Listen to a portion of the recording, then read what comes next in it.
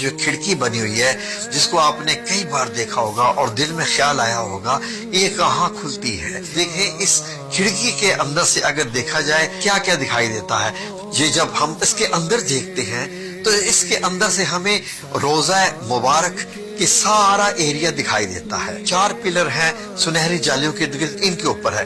اوپر سے 5 کونے والی دیوار بھی دکھائی دیتی ہے اور اندر آپ کو یہ سنہری جالیاں جو ہے یہ سارا کا سارا ایریا اندر سے نظر آتا ہے.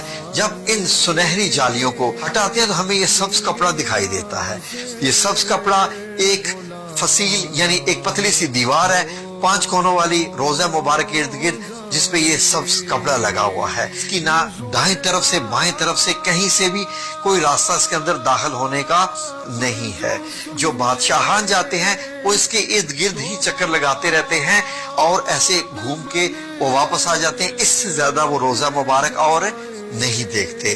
جو 5 کونوں والی سبز کپڑے والی دیوار ہے اگر اس کو بھی ہٹا دیا جائے تو کیا روضہ مبارک ہے سامنے.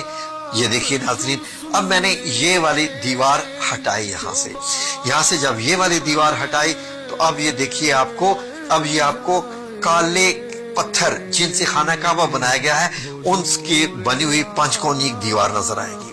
یہ 5 کونی دیوار اس لیے ہے تاکہ خانہ کعبہ سے مشابہت نہ ہو جائے. 5 کونوں والی دیوار جو ہے اس کے اندر جایا جائے تو ہمیں کیا دکھائی دے گا. اس کے اندر اب 4 کونوں والی ایک دیوار ملے گی آپ کو. یہ ہے وہ حضرت عائشہ صدیقہ رضی اللہ عنہا کا مبارک حجرہ. یہ ماربل کا چھت ہے. اس کے اوپر 8 کونوں والا ایک گنبد ہے سفید کا. اس سفید کلر والے اس گنبد میں ایک چھوٹی سی کالے رنگ کی کھڑکی جو آپ کو دکھائی دے رہی ہے. اوپر سے یہ چھت دکھائی دیتا ہے جب آپ سبز گنبد میں سے کھڑکی میں سے دیکھتے ہیں. چھت کو اور گنبد کو اگر آپ ہٹا دیں تو نیچے ایک اور لکڑی کی چھت دکھائی دے اور گنبد کے نیچے یہاں پر بھی ایک کھڑکی بنی ہوئی ہے. یہ لکڑی کی چھت انتہائی مضبوط ہے. یہ جو اگر لکڑی کی جو چھت ہے اس کو بھی ہٹا دیا جائے تو پھر کیا روضہ مبارک دکھائی دیتا ہے.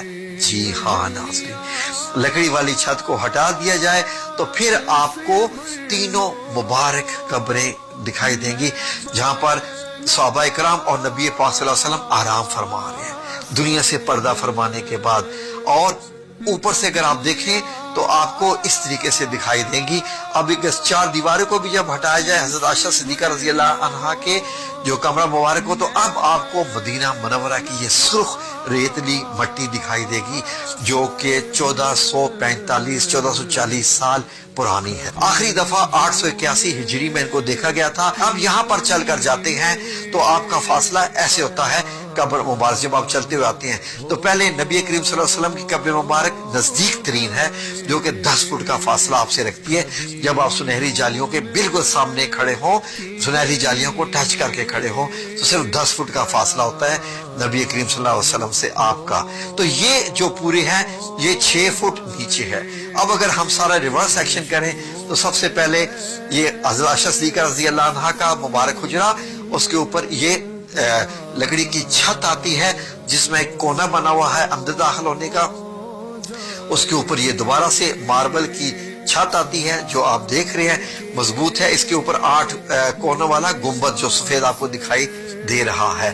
اس کے اوپر آپ 5 کونوں والی دیوار یہ حضرت عمر بن عبدالعزیز کی بنوائی ہوئی جو کہ آج بھی موجود ہے بالکل سبز گنبد کے نیچے. اور اس کے ارد گرد ایک پتلی سی اور دیوار ہے جس کے اوپر 5 کونوں والے ہیں جس کے اوپر سبز کپڑا آپ کو دکھائی دیتا ہے جب آپ جالیوں کے اندر سے دیکھتے ہیں. تو یہ جو 3 نشان لگے ہوئے ہیں یہ نشان قبر مبارک کے ہیں. نام لکھے ہوئے ان کے اوپر سرخ کلر کی. تو اب آپ دیکھیے تو اب آپ کو ایسے سنہری جالیاں دکھائی دیتی ہیں اس طریقے سے. یعنی اب آپ کو معلوم ہو گیا جب آپ روضہ مبارک پر حاضری دینے کے لیے جائیں گے اللہ سب کو لے کے جائے آمین یا رب العالمین تو آپ کو یہ سارے منظر ایسے دکھائی دیں گے. گنبد خضرا کے اوپر جو کھڑکی